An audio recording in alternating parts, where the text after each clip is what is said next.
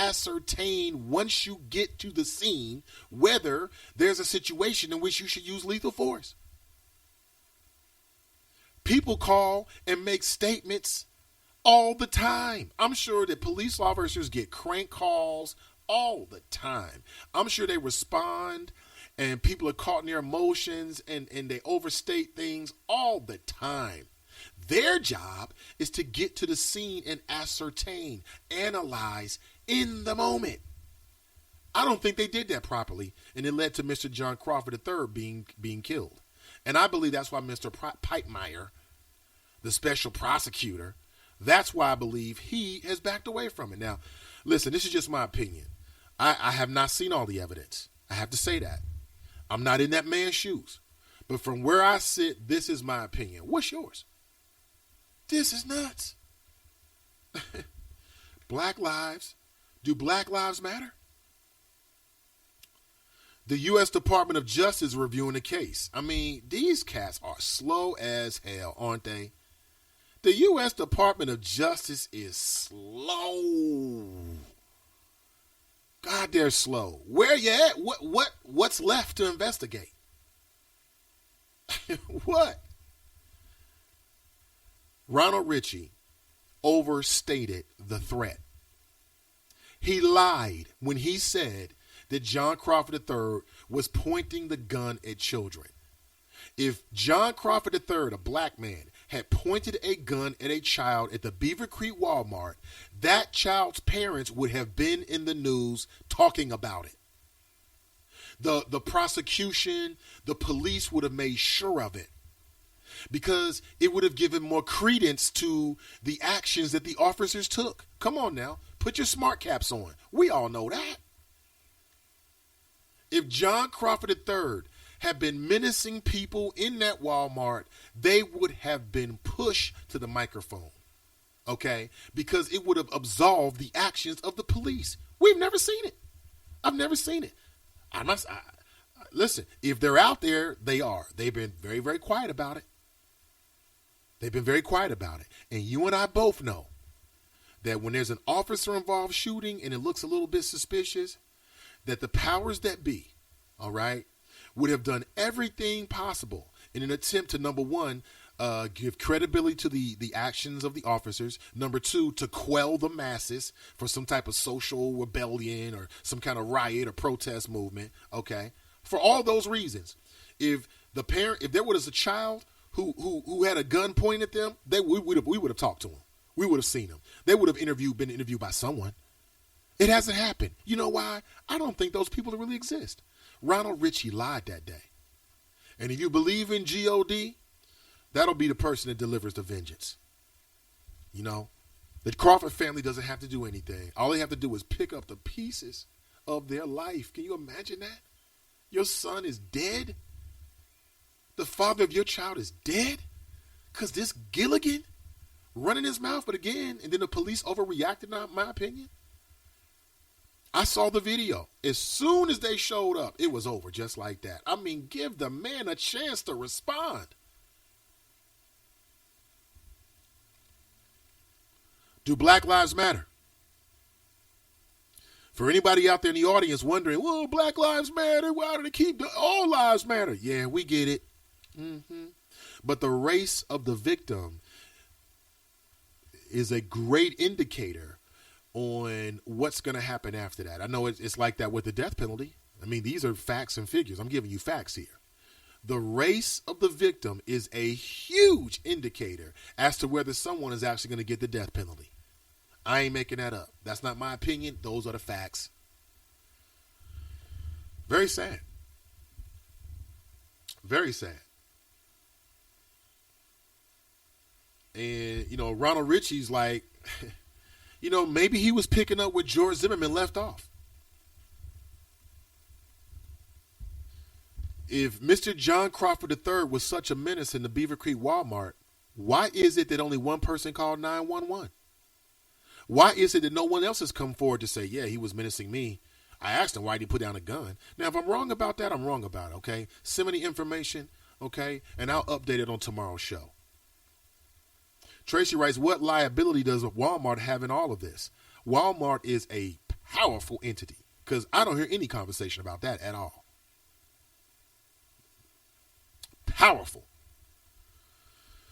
And that's a good question. It's questions that we've been having ever since this happened back in 2014. Very good question. And, I don't know the answer to it. It would have been different if Mr. Ronald Ritchie had contacted and went directly to a member of Walmart, like whoever the manager or the person in charge. But he went directly to the police. He jumped right over the Walmart staff. I'm not sure if Walmart has put any new policies in place to try to ensure that these things don't happen. But if you're in a place, that's like going to a gun shop. Okay? It's like going to a gun shop and then calling the police and saying, there's a black man with a gun in his shoulder, over his shoulder, and he's pointing it at targets. They sell them in the store. And to the credit of the emergency dispatcher operator, if you go back to that initial question, when he said, well, there's a man with a gun, she's like, well, what is he doing? You can kind of tell in her voice, she's like, well, it is Walmart. They do sell these things there. Is it a problem? And then I believe that Ronald Ritchie picked up on that, and he had to spice up the story just a little bit more. Okay? Then he had to spice it up like, oh, well, she ain't going for this. Yeah, they do sell it here. I don't know. If you believe in karma, then Mr. Ronald Ritchie's going to have his day. If you believe that God will ultimately dole out all revenge, then Mr. Ronald Ritchie's going to have his day. But I keep telling you, when you look into the eyes of a parent that's lost their child, it never leaves you. It never leaves you.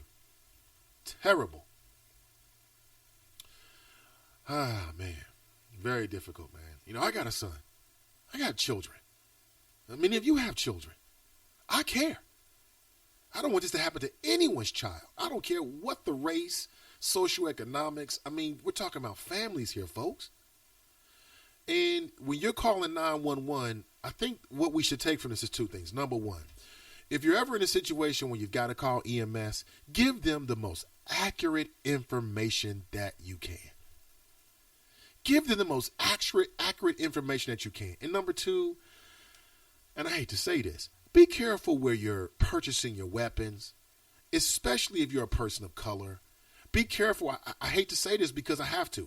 I hate to say it on one hand because it's America and everybody's supposed to be treated equal, but it ain't that way yet. I mean, we're making strides. It's a lot better than it used to be. Okay?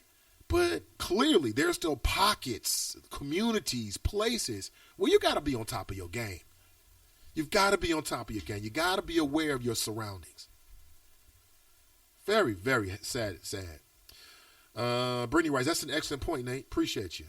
Karamia writes, do you think the 911 caller was in cahoots with the police to kill John Crawford? No, I do not. He lied. If he had my son killed, that man wouldn't be living today. Life for life. Again, I don't want to incite any violence. What I will say, and I go back to that movie Time to Kill. Remember that movie? Matthew McConaughey and Sam Jackson, who is one of the most fabulous actors of the last 20 years, is that if I'm on a jury and the Crawford family catches up with him, I'm going to be sympathetic. Okay, I'm going to do my job. Okay, I got to give the justice out. If you're wrong, you're wrong. But I will be very sympathetic. Very sympathetic. Everett writes, first, well, we've got the Karamia. She writes, do you think the 911 caller was in cahoots with the police to kill John Crawford? No, I do not. I do not believe that those officers woke up that day and said, we're going to kill us somebody. Why would they? Okay, this is just my personal feeling. I do not believe that. What I do know, and this is not widely publicized, is that in the weeks and or months previous to that the Beaver Creek police officers were trained for those kind of emergent situations, right? Where they've got some kind of perpetrator with a gun. What I do know as a family man, and I don't know if the officers involved in the shooting are family men, but if you tell a family man who's got children, because when you have a child, when something happens to a child or a child is in harm, you start thinking about your own kids. You internalize it. And you project your feelings for your child onto those children. At least that's what I do. Okay, I can only speak from my own position, okay? So they had this training about how to respond to it. There's all these talks about shootings and terrorists.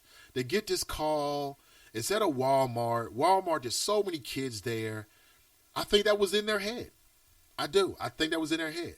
But I do not want to believe that those officers woke up that day and were in cahoots with the 911 operator to kill just any black man. I don't believe that. I don't believe that at all. The fact that they got a call and it was a black perpetrator didn't make it any. It didn't